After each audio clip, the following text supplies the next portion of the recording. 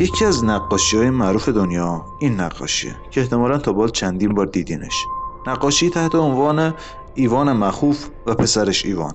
ایوان مخوف اولین تزار روسیه و یکی از بدنامترین حاکمای تاریخ است که به خاطر بیرحمی و وحشیگری خودش شهرت داره.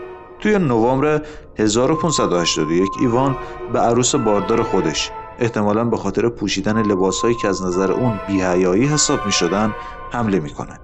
در اثر ضرب و شتم عروس فرزند داخل شکم خودش رو سقط میکنه.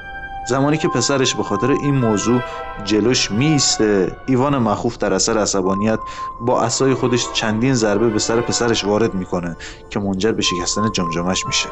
پسر ایوان مخوف در اثر این جراحت کشته شد، در حالی که تزار پشیمانانه ناله میکرد: لعنت بر من پسر خودم رو کشتم.